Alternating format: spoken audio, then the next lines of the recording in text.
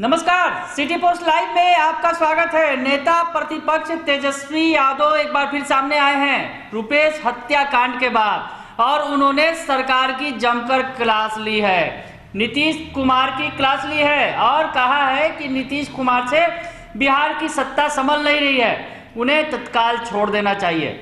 सुन लीजिए क्या कह रहे हैं तेजस्वी यादव। नेता प्रतिपक्ष जो हैं उन्होंने बड़ा हमला बोला है सरकार पर रुपेश हत्याकांड के बाद। कल जो इंडिगो मैनेजर की हत्या हो गई थी देर शाम पटना में, उसके बाद तेजस्वी यादव ने कह दिया है कि महज 2 किलोमीटर दूर सीएम आवास से इस तरह की घटना हो जाती है और सीएम साहब जो है बात कर रहे हैं बिहार में लॉ एंड ऑर्डर की। लॉ एंड ऑर्डर ध्वस्त हो चुका है। सुनिए क्या कह रहे हैं तेजस्वी यादव। बिहार में अपराध का न्यूज ना सामने आए, बिहार में बलात्कार और भ्रष्टाचार का मामला सामने ना आए, अगर उतनी ही एडिटिंग और मॉनिटरिंग अगर आप ईमानदारी से क्राइम को रोकने में लगाते तो शायद ये नौबत नहीं आती। इसलिए हम बार बार कह रहे हैं कि मुख्यमंत्री जी से, नीतीश कुमार जी से अब बिहार संभालने वाला नहीं है।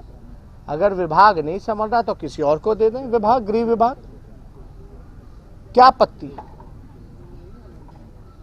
और वैसे भी कोई जबरदस्ती तो है नहीं, वो तो जबरदस्ती उनको मुख्यमंत्री बनाएगा, वरना तो मुख्यमंत्री भी नहीं बनते। तो गृह विभाग क्यों रख रखा है, दे दे, क्या आपत्ति आनी चाहिए। और कोई इस मुद्दे से अगर आप लोगों का सवाल। नहीं, लगातार घटनाएं जो हैं हर जगह हो रही है।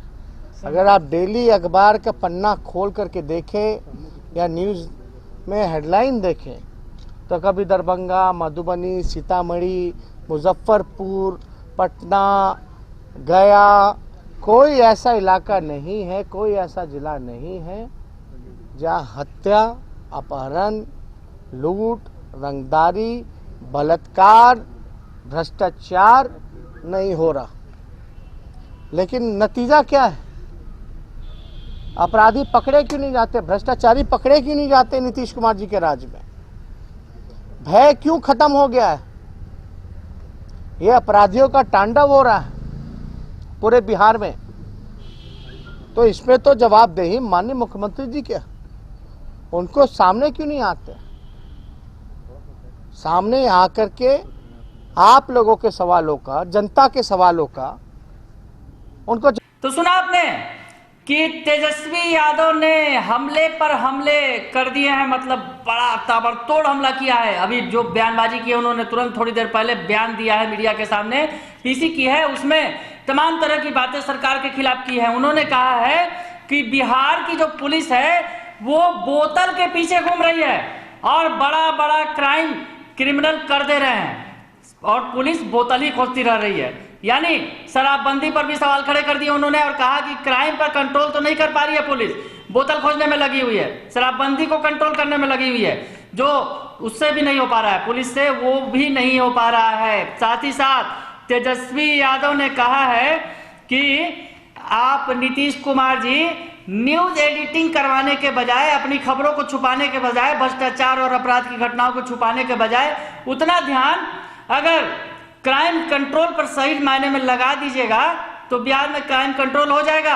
पर आप तो उन खबरों को छुपाने में लगे रहते हैं जिससे आपकी किरकिरी होने वाली है, सरकार की किरकिरी होने वाली है, उसे एडिटिंग करने में आप व्यस्त रहते हैं। ये बातें तेजस्वी यादव ने कही है। अब सबूत भी रखना पड़ेगा क्या?